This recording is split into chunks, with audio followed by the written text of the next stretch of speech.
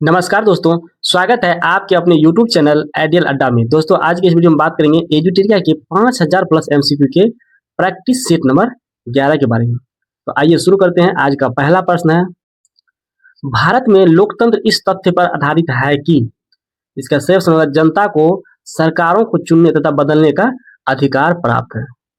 इसका सही ऑप्शन होगा ऑप्शन नंबर बी।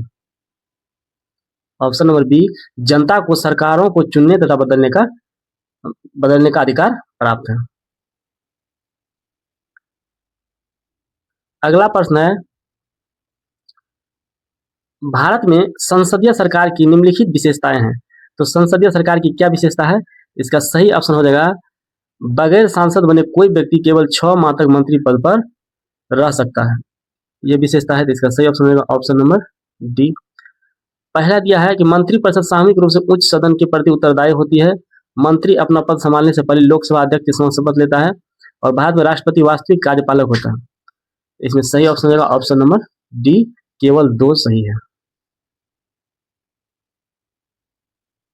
अगला प्रश्न है, मूल अधिकारों से असंगत या उनकी अल्पीकरण करने वाली विधियों को संविधान के किस अनुच्छेद के अंतर्गत शून्य घोषित किया जाता है?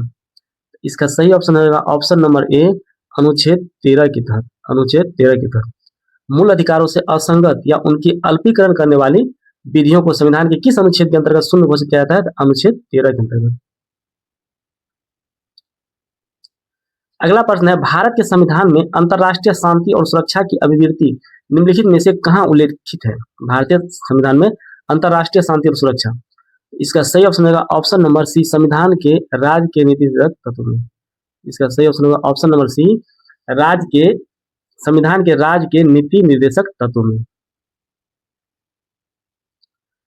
अगला प्रश्न है, प्रथम पृथ्वी सम्मेलन कहाँ आयोजित किया गया था?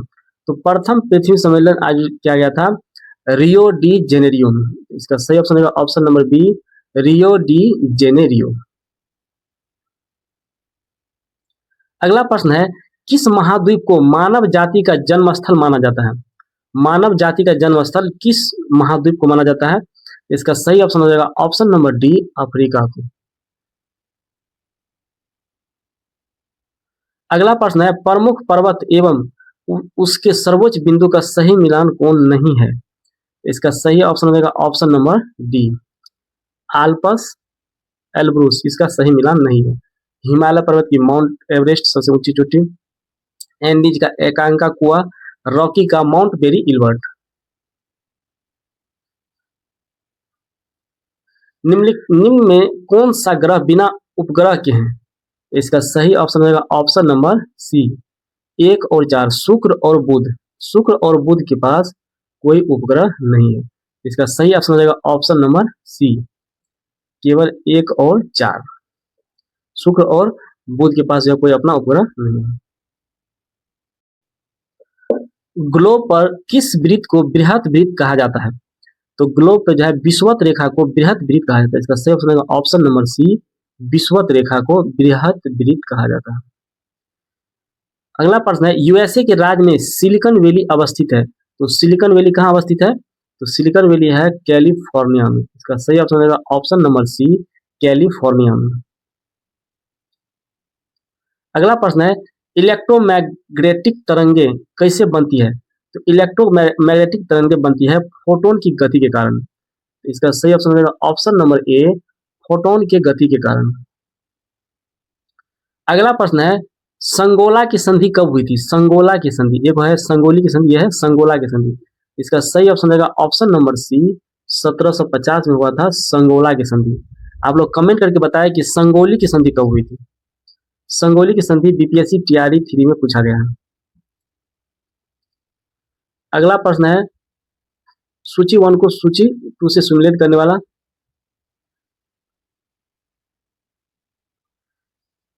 तो इसका सही ऑप्शन हो जाएगा option number A, option number A. रक्त प्लाज्मा, रक्त प्लाज्मा में हल्के पीले रंग का तरल पदार्थ होता है। रक्त प्लाज्मा में एल्बुमिन ऑस्मैटिक दाब स्थापित करना है एल्बुमिन का काम। ग्लोब्यूलिन का काम है संक्रामक रोगों से रक्षा करना। ग्लोब्यूलिन का अब फाइब्रिनोजेन का काम है रक्त का स्कंदन करना। तो इसका सही ऑप्शन रहेगा ऑप्शन नंबर ए। अगला प्रश्न है भारत के सर्वोच्च न्यायालय का मूल अधिकार क्षेत्र निम्नलिखित है।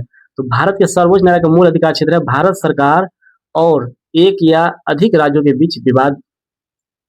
इसका सही ऑप्शन रहेगा option number C, option number B. अगला प्रश्न है किसी राज्य में अधिकतम कितने समयावधि तक राष्ट्रपति शासन लागू रह सकता है। इसका सही ऑप्शन रहेगा ऑप्शन नंबर सी, 3 वर्ष तक।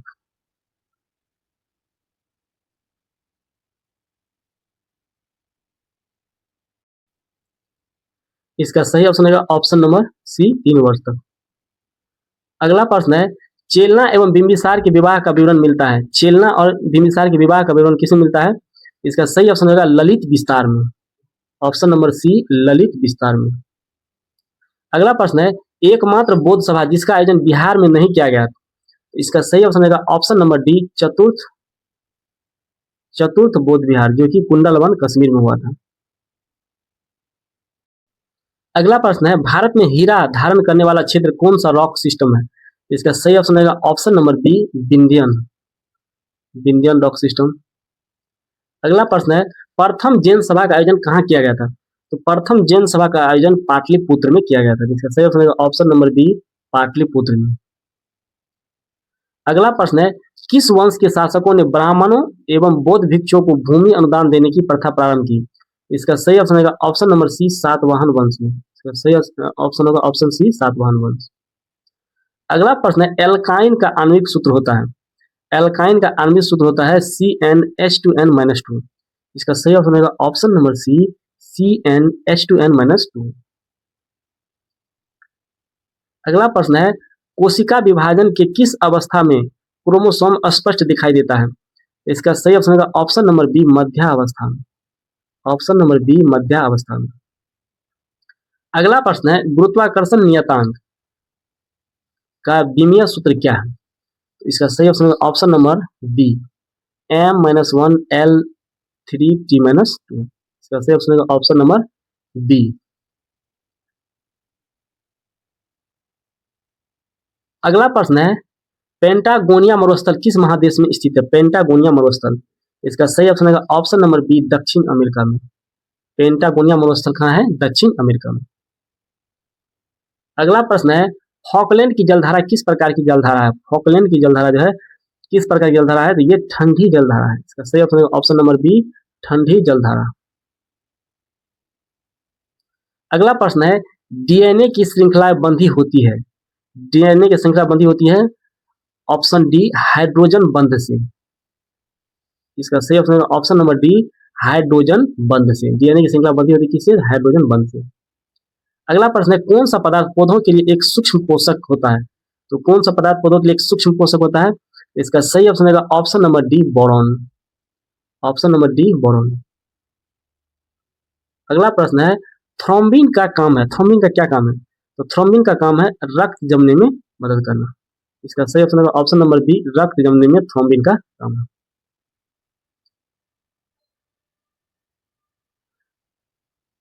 अगला प्रश्न है प्रीतिजयकर पुरस्कार किस क्षेत्र में दिया जाता है।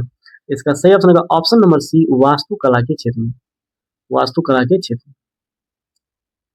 अगला प्रश्न है निम्नलिखित में भारत की सुदूर दक्षिणी पहाड़ी कौन सी है। तो भारत में सुदूर दक्षिणी पहाड़ी कौन सी है, तो इसका सही ऑप्शन है ऑप्शन नंबर बी, कार्डेमम की पहाड़ी। इसका सही आंसर होगा ऑप्शन नंबर बी, कार्डेमम की पहाड़ी।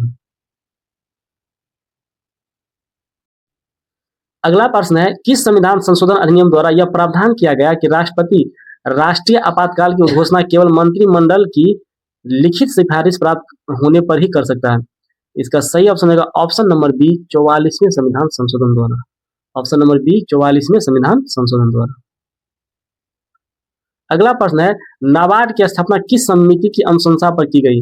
नाबार्ड की स्थापना, इसका सही ऑप्शन है ऑप्शन नंबर ए, शिवरामन समिति के अनुशंसा पर, शिवरामन समिति के अनुशंसा पर नाबार्ड की स्थापना की गई। अगला प्रश्न है सूची 1 को सूची 2 से सुमेलित करना। कीट और संचारित रोग, किस कीट से कौन सा रोग होता है। तो इसका सही ऑप्शन होगा option number B. Option number B. बालूमक्खी, बालूमक्खी से क्या होता है? तो बालूमक्खी से कालाजार होता है। मादा क्यूलेक्स से क्या होता है? मादा क्यूलेक्स से फाइलेरिया रोग होता है। घरेलू मक्खी से कौन सा रोग होता है? तो घरेलू मक्खी से हेजा रोग होता है। और मादा एनोफिलिस से क्या होता है? तो मादा एनोफिलिस से ही मलेरिया रोग होता है। ये क्वेश्चन पूछा जाता है कि मलेरिया रोग किस मक्खी से होता है? तो मादा एनोफिलिस से। कालाजार किससे होता है? तो कालाजार होता है बालू मक्खी से।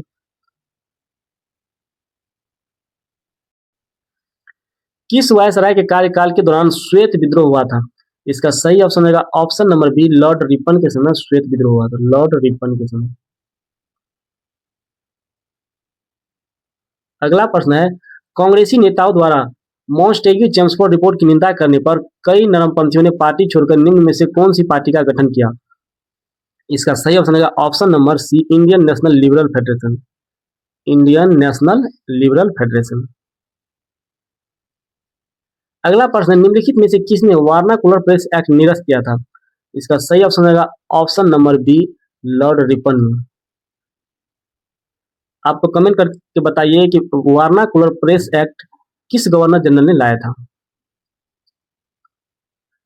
रामोसी आंदोलन भारत के किस भाग में हुआ था? रामोसी आंदोलन भारत के किस भाग में हुआ था? तो ये भारत के पश्चिमी तट पे हुआ था रामोसी आंदोलन। अगला प्रश्न है, रॉलेट एक्ट पर विचार करने के लिए कांग्रेस का विशेष अधिवेशन बुलाया गया। इसके विशेष अधिवेशन के अध्यक्ष कौन थे? इसका सही ऑप्शन है ऑप्शन नंबर डी। हसन इमाम। हसन इमाम विशेष अधिवेशन के अध्यक्ष थे। अगला प्रश्न है, तैमूर लंग का आक्रमण भारत पर कब हुआ? तो तैमूर लंग का आक्रमण भारत पर 1398 ईस्वी में हुआ। इसका सही ऑप्शन है ऑप्शन नंबर सी। 1398 ईस्वी। अगला प्रश्न है, हड़प्पा सभ्यता के किस स्थल से घोड़े के मृण मूर्तियां मिली है? इसका सही ऑप्शन है ऑप्शन नंबर बी। रंगपुर से। रंगपुर से जो है घोड़े की मृण मूर्तियां मिली है।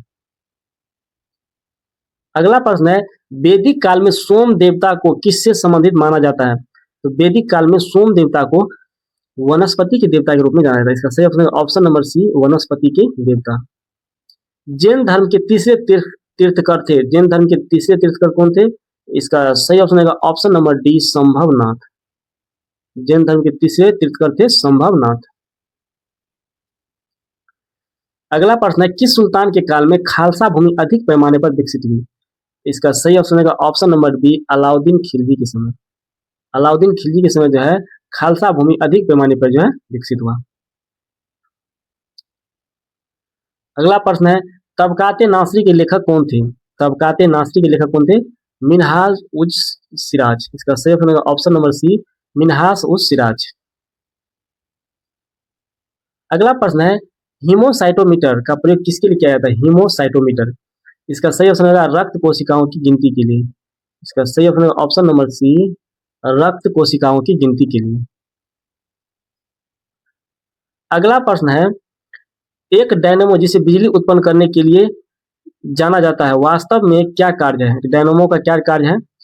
तो इसका सही ऑप्शन है ऑप्शन नंबर सी। ऊर्जा का कन्वर्टर के रूप में काम करता है। ऊर्जा का कन्वर्टर है डायनेमो। अगला प्रश्न है, यदि 100 वाट के बल्ब प्रतिदिन 10 घंटे जलाए जाए तो प्रत्येक दिन कितने यूनिट विद्युत ऊर्जा व्यय होगी? इसका सही ऑप्शन है option number A. 1 unit. 1 unit. अगला प्रश्न है, कार्बन डेटिंग का प्रयोग किसकी उम्र निर्धारित करने के लिए किया जाता है? कार्बन डेटिंग का प्रयोग जो है किसके उम्र निर्धारित करने के लिए किया जाता है? इसका सही ऑप्शन है ऑप्शन नंबर सी। फॉसिल्स की। Option number C. फॉसिल्स। अगला प्रश्न है, क्रय शक्ति क्षमता के आधार पर निम्न में से किस देश की अर्थव्यवस्था का विश्व में पहला स्थान है? क्रय शक्ति क्षमता के आधार पर। इसका सही ऑप्शन है ऑप्शन नंबर ए। चीन का। Option number A. चीन। अगला प्रश्न है, किस पंचवर्षीय योजना में मानव संसाधन के विकास को सर्वोच्च प्राथमिकता दी गई थी? इसका सही ऑप्शन है ऑप्शन नंबर सी। 8वीं पंचवर्षीय योजना। इसका ऑप्शन हो जाएगा ऑप्शन नंबर सी। 8वीं पंचवर्षीय योजना। ये कुछ असमंजस तथ्य है, इसके बारे में जान लेते हैं। चोल वंश के संस्थापक कौन थे? विजयालय। चोल वंश के संस्थापक कौन थे? विजयालय। इस वंश की राजधानी कहाँ थी? तंजावुर। इस वंश के शासक राजराज प्रथम ने पहली बार श्रीलंका पर आक्रमण किया था। इस साम्राज्य के सर्वाधिक विस्तार राजेंद्र प्रथम के शासनकाल में हुआ।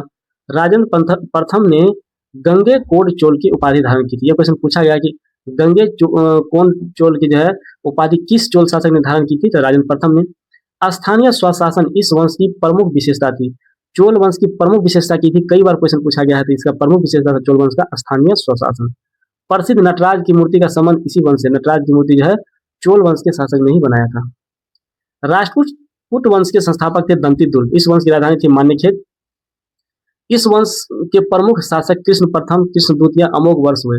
एलोरा के प्रसिद्ध कैलाश मंदिर का निर्माण कृष्ण प्रथम ने करवाया था। त्रिपक्षीय संघर्ष में इस वंश के शासक ध्रुव ने कन्नौज पर अधिकार करने हेतु पाल वंश तथा प्रतिहार वंश के शासकों को पराजित किया। प्रसिद्ध कन्नड़ पुस्तक कवि राजमार्ग की रचना अमोघ वर्ष ने किया था। पाल वंश के संस्थापक थे गोपाल। इस वंश की राजधानी मुंगेर बिहार में थी। प्रसिद्ध ओदंतपुरी विश्वविद्यालय की स्थापना गोपाल ने किया था।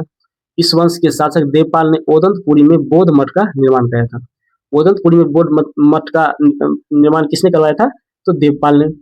देवपाल ने जावा के शैलेंद्र वंशीय शासक बालपुत्र देव के अनुरोध पर नालंदा में बौद्ध विहार के निर्माण हेतु 5 गांव दान दिए थे। ये क्वेश्चन बीपीएससी टीआरई में पूछा गया है कि किसने शैलेंद्र वंशीय शासक बालपुत्र देव के अनुरोध पर नालंदा में बौद्ध विहार निर्माण के हेतु 5 गांव दान दिया था, तो देवपाल ने। गीत गोविंद के लेखक जयदेव किसके दरबार में रहते थे, तो गीत गोविंद के लेखक जयदेव लक्ष्मण सेन के दरबार में रहते थे। और लोहार वंश की स्थापना संग्राम राज ने किया था। प्रसिद्ध राज तरंगिणी की रचना कल्हन के द्वारा किया गया था। और आप लोग कमेंट करके बताएं राज तरंगिणी में किस राज का जो है वर्णन किया गया है। आज का वीडियो कैसा लगा, लाइक कमेंट करके बताएं। यदि आप इस चैनल पर नए हैं तो चैनल को सब्सक्राइब कर ले। मिलते हैं अगले वीडियो में, तब तक के लिए धन्यवाद। Thanks for watching.